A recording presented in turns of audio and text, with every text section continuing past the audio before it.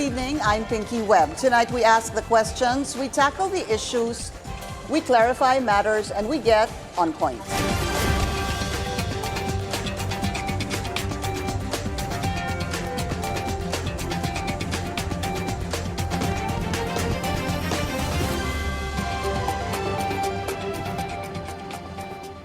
We're here at the Batasan Pambansa Still, where the House of Representatives once again impeached Vice President Sara Duterte. 255 congressmen voted in the affirmative, 26 were against, and 9 abstained. The articles of impeachment will now be sent to the Senate, where a new leader was also elected in a coup earlier today. How could the change in leadership affect the impeachment trial? Let's get on point with Nabota City Representative Toby Tiangco. Kong Toby, thank you again so much for your time and waiting. Of course. I actually expected the proceeding to extend till late at night, pero medyo mabilis yung naging proceedings Hindi, today. yun lang naman yung pinag-usapan today. Wala naman ibang agenda. Yeah. So, medyo okay naman. But I felt like there would have been, I thought there would be more objections, manifestations, explanations. Hindi naman siguro. Naging mabilis, ano? Yeah. So, for those who might have missed it, Congressman Toby was one of the 55 who voted to impeach the Vice President. What made you decide to say yes? Hindi, unang-una ang Pinky talaga mahirap yung desisyon, no? For two main reasons. Number one reason is that hirap yung buhay ng tao ngayon because of the crisis sa Middle East, di ba? At hindi ito yung solusyon sa kanilang problema, no? Tapos mauuna pa yung impeachment bago kami makagawa ng batas na makakatulong sa kanila. Pero, under the Constitution, talagang maliwanag yung number of days na dapat ma-resolbahan namin. So walang choice, hindi namin pwede patagalin yan. Number one yan. Number two reason na nahirapan ako bumoto ng yes is because yung moral authority ng House is an issue to me. For you? Because ang laki ng issue ng corruption doon sa present leadership at hanggang ngayon, wala pa rin nakukulong despite the fact na may mga akusasyon ng mali-maletang ninakaw, di ba? So may question doon sa moral authority. Tapos malaking halaga yon, mas maliit na halaga dito. But again, based doon sa Constitution, walang conditions yun eh. So the authority is really... It does not say if this is more Hindi, it doesn't say na it has to be based on moral authority. It's just based on legal authority. Number two, since talagang naninindigan ako doon sa accountability, hindi ko rin pwede sabihin na, ay, wag mo nang dinggin yung mas maliit na halaga at unahin yung mas malaking halaga. pero yung So sinasabi niyo consistent pong- ako na accountability talaga. Pero yung sinasabi niyo pong maliit na halaga versus malaking halaga, to a lot of people, that shouldn't even be a question of comparison. No, because You shouldn't even iba compare yung- that. iba yung Kasi ano it's eh. still millions eh. Yes, but And it's it can even be 100, thousands. 175 million against how much? 56 billion yung huling na ano ko, di ba? Wala pang 1 billion. But it's not an excuse and it cannot be a reason na unahin muna yung accountability ng mas malaki. So admitted ako doon. Everyone is accountable. Yes, everyone is accountable. Ngayon, doon sa mga pagdinig, though may questions ako sa prosesong pinagdaanan, lumabas yung mga issues eh. Number one, yung SALN, yung hindi pagdeklara ng cash on hand at sinama doon sa others, no? So ito naman is not a finding of guilt, pero dapat nila ipaliwanag yun eh. Kung hindi nagdesisyon ang kampo ng Vice President na wag pumunta dito at hindi sila magpaliwanag dito, saan pa yung pagkakataon para maipaliwanag nila yun? So the only venue na maipaliwanag nila yun is doon sa Senado. Kaya yun ang binoto ko para yung mga issues na lumabas dito sa House ay maipaliwanag. Hindi kasi pa pwedeng hindi maipaliwanag yung mga bagay na yun. But Kong Toby, ano yung pinakamalaking issue sa inyo? Yung SALN? Hindi, ba? nagsimula doon sa SALN, okay? Because binasa ko talaga yung rules doon sa SALN, talagang dapat nakihiwala yung cash on hand doon sa others, no? So, doon nagsimula because if tatanungin niyo yung AMLAC, tatanungin niyo yung bank records, mas madali sana siyang ma-determine kung hiwala yung cash on bank kasi pwede mo ikumpara doon sa ibang records na lumabas. What about the other parts of the articles of yung impeachment? Madriaga? For example, Madriaga, sige sir. Ay, go ahead. Madriaga, wala, kalokohan yun. Why do you Nagsisinungaling say yun. that? Imposible naman yun. Saan ka naman nakakita ng ganun ng tiwala sa isang katulad, no? Nagsayang lang kami ng kuryente doon sa kay Madriaga. Wala. Impossible yun. Incredible. Because? Ganun pa kalapit, ganun kadali lumapit sa presidente? Ganun Kay kalapit? FPRRD, you mean? Yeah, or ganun ka. Tapos kami naman, politiko kami, syempre, kampanya. Pag may mag-volunteer na mag-organize, talagang may mga ganyan eh. So, incredible yun. Hindi ako naniniwala. Hindi ka din naniniwala dun sa kanyang allegation na sila yung nag-drop off ng money nung male-maleta na confidential funds. Hindi nga daw na ubos in 11 days. Eh, Within 24 hours, ang sabi Sa niya. tingin ko, hindi, kasi mas marami siyang trusted eh. Tsaka, ito, hindi naman sa pamimintas doon sa kay VP, mahirap kausap, hindi namin nakakausap yun kahit kaming mga politicians. I'm not saying this out of anything, I'm just stating a fact, di ba? Hindi naman namin nakakausap yun eh. Medyo, malayo kahit sa amin. Bakit ka naman, tapos si Madriaga makakapunta doon. Tsaka can't we get any other witnesses? Bakit naman yung preso pa na nakakulong Yeah, but- ang witness namin dito? So sa akin wala yun. But he's still innocent until proven otherwise. You do know that. Yeah, but I mean... At least for that part. Hindi, pero Yung yes, sinasabi pero niyo nakapreso. It's not just because nakapreso ka ay hindi ka na pwedeng magsabi ng katotohanan or Hindi, kamalian. Pero 'di ba, paano naman yung 18 Marines na wala sa kulungan? Bakit yun hindi pinapaniwalaan yung kanilang But where sinasabi? are they? Nasaan na nga ba sila? Hindi ko alam. Parang sila po yung hindi na nagpakita. Tama Hindi mo ba? ko alam. Basta incredible. It's too good to It's- be true. You don't believe him at all. No. It's too good to be true. Too good to be true. Okay, what about the confidential funds? Yung pong lumabas din sa PSA, etc. na pare-pareho daw yung pagsulat ng pangalan or pare-pareho daw yung pirma at walang okay. Mary Grace Piatos, etc. Yung pagdating doon, hindi ko alam yung eksaktong rules sa confidential funds, no? Pero ang sigurado ko doon sa confidential funds is hindi mo pwede talaga ipangalan doon sa totoong tao. Totoong identity Ngayon, pwede ng bang tao. gumamit ng alias? Pwede bang gumamit ng paulit-ulit na pangalan? Hindi ko alam. I don't know. Honestly, I don't know the exact rules doon sa confidential funds. Okay, tapos meron pang alleged bribery. And then the other one, yung sa bribery po, yung sa pagbibigay daw umano ng envelope ni VP Sara. What about grave threats to the President, the First yung grave Lady, threats, and the I've former already made Speaker? my stand with this. Medyo matagal na yan, di ba? So dapat na-actionan na yun ng law enforcement agencies na atin noon. Because more than anything else, more than it being a betrayal of public trust issue, if true, it is a criminal issue, di ba? So dapat yung law enforcement agencies natin, na-file na siya ng kaso sa piskal, hindi na dapat inintay yung impeachment, di ba? Paano kung hindi nagkaroon ng, let's say hindi nagkaroon ng impeachment, ibig sabihin ba nun na wala na siyang pananagutan doon sa grave threats? Di ba? Mas malaki pananagutan niya sa grave threats doon sa criminal aspect than Rather than in the impeachment Yes, process. paano nga kung hindi nagkaroon ng impeachment? Ibig sabihin, kung naniniwala silang may grave threats talaga, absuelto na siya doon. So, di ba, dapat inuna nila yung doon Pero sa... pwede din naman pong sabay, hindi Yeah, po ba? pwedeng sabay.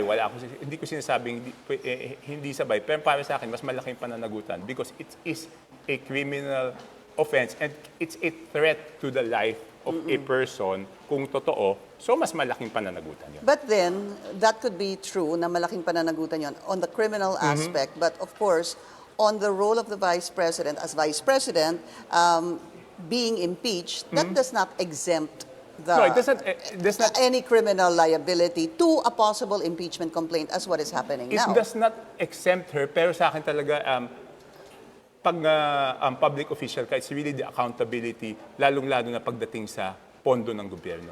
Diba? That's the number one accountability for me of a public official is yung huwag mong gagamitin sa tamang paraan yung pera ng gobyerno at dapat, kung may akusasyon, dapat ipaliwanag. So it's my vote of yes is not saying that she's guilty, but it gives a venue for her to explain in a formal forum yung hindi niya napaliwanag dito sa House of Representatives. You So, wish nagpakita na lang po siya at yung defense team yes, sa House. Yes, I wish na nagpakita sila.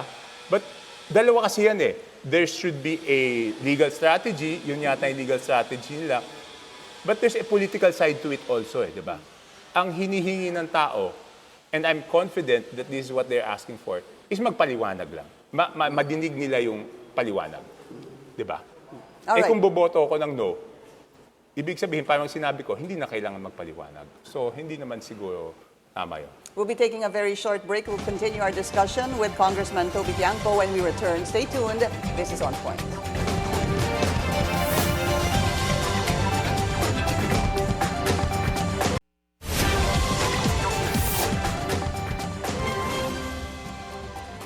Welcome back.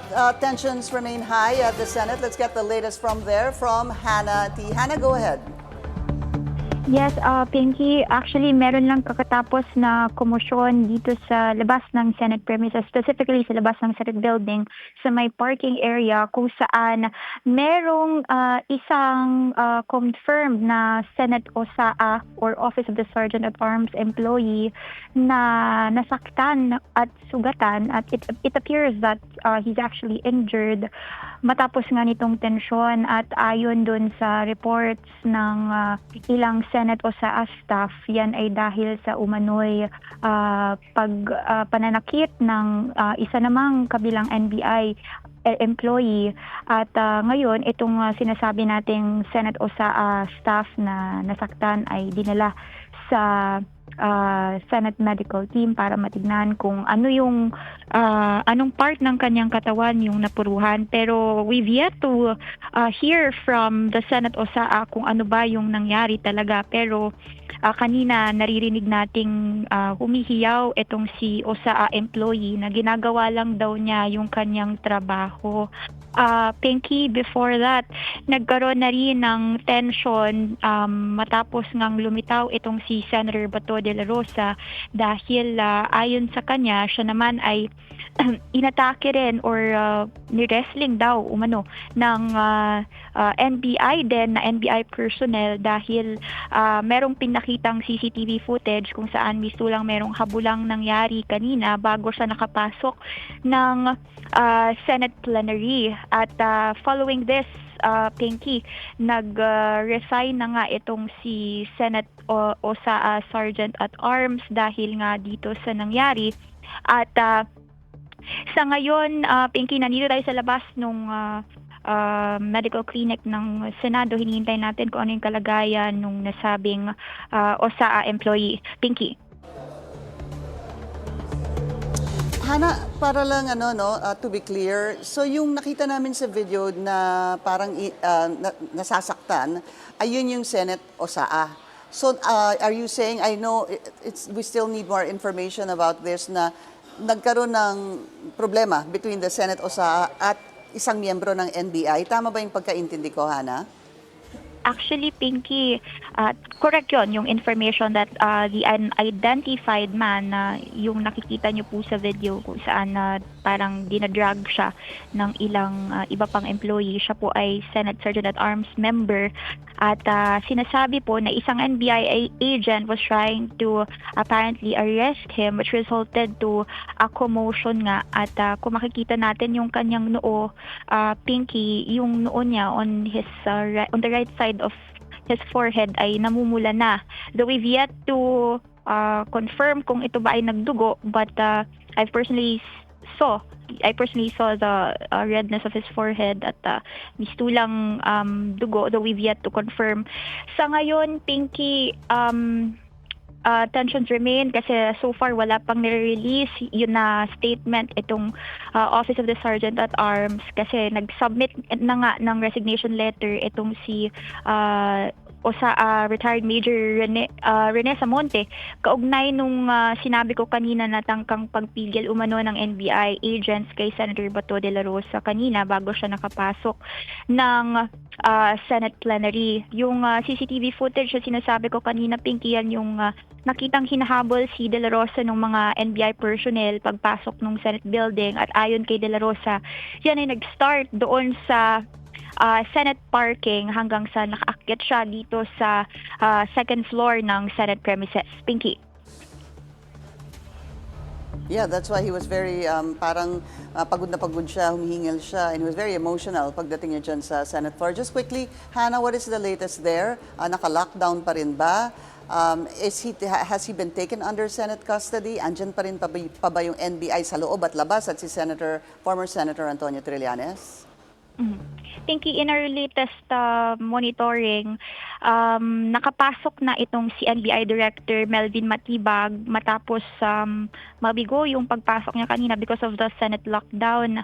At inimbitahan kasi siya ng Senate para makipagpulong dahil una nang sinabi ni newly seated Senate President Alan Peter Cayetano na they're willing to work even with NBI, even Office of the President, kaugnay nga nitong lumitaw na ICC warrant of arrest at kaya nakapasok itong si NBI Director Melvin Matibag, pero hindi niya explicitly sinabi kung sino daw ba talaga yung nagpaabot nung invitation. Pero una na yan sinabi kanina ni SP Alan na they're willing to work with anyone at willing sila makipag-usap pagdating sa kung ano ba yung dapat gawin. When it comes to the lockdown, Pinky, sa ating huling monitoring, na-lift na yung lockdown. Pero hinihintay natin yung opisyal na pahayag nitong si SP Alan at yung ilang mga Senate employees, actually majority of the Senate employees already left the Senate premises. But base dun sa mga nakausap nating Senate employees kanina, it took a while before they actually got to leave dahil natatapos po ang, just so you know, the office working hours po ay dito sa Senado ay natatapos ng 7:00 ng gabi, itong para sa Senate employees. At sa ating huling monitoring naman on the part of former Senator Sonny Trillanes, we were actually able to escort him paakyat doon sa third floor sa Senate Library kung saan pinupulong siya ng kanyang team. That is sometime around 5 or 6 p.m. Bago tayo nag-live report kanina. At so far, doon sa huling pakikipag-usap natin kay dating Senator Trillanes, sinabi niya na of course, he is confident na ngayon maihahain itong warrant of arrest kay Senator Bato at he's hoping na kasunod niyan ay maidiretso siya sa The Hague, Netherlands, kagaya nung naging kaso kay dating Pangulong Rodrigo Duterte nitong nakaraang taon. Pinky. Alright, maraming salamat sa iyo, Hannah T. Patuloy tayong kukuha ng update mula kay Hannah at ilan pa nating mga kasamahan dyan po sa Senado. Thank you so much, Hannah, and take care. I'll go back to Congressman Toby. Yep. Just a quick reaction. Sabi nga ng iba, natabunan na yung nangyari dito sa House dahil dun sa nangyari sa Senado. After passing the articles of impeachment, 255, you think the Senate will convene as an impeachment court after the coup today? Naku, I don't want to guess, Pinky. I'm not part of the Senate. Yeah. I don't know the workings there. Mahirap magkomento. Hindi naman ako part nun. Fair enough. But nagulat kayo dun sa mga pangyayari? Doon sa... Senate coup and Senator Bato showing up, or did you get wind of the information? Yung hindi naman masyadong nagulat kasi matagal nang pinag-uusapan di ba? Ang ano na lang doon, I mean, yung attempt to change the leadership, nandun lagi It's always there, it's always present. Oo. Siyempre, nagulat na natuloy. Because remember, there was one time, a few months back na... May kwento ulit na. Hindi, muntik yatang natuloy, pero hindi natuloy. So nagulat lang ako ngayon na natuloy. At nagulat ako na nag-show up si Senator Bato. It appears they needed Senator Bato to be there to be able to get the 13. Hindi, kasi 13... Pang 13 ang nag-SP Alan Okay. 9 ang Senator Soto. 13 plus 9, 22. So Dalawa nag-abstain. Okay. Senator Miggs and Senator Okay. JV. So, if they didn't have the numbers, you could assume the So Senator... si Bato talaga yung si Senator ng 13. Mukhang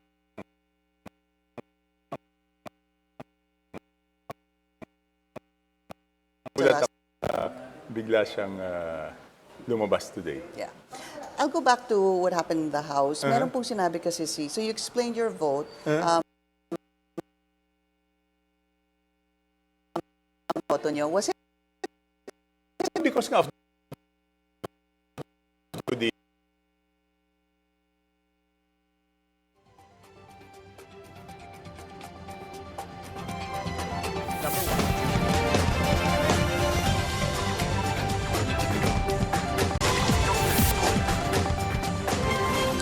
Unfortunately, we had some, but we're Toby Tiangco, that na-explain nyo na po yung boto nyo, pero meron kayong Hindi, hiling. kasama doon sa pag-explain ko ng boto, may dalawang kahilingan ako. Number one, doon sa liderato ng House of Representatives, na madali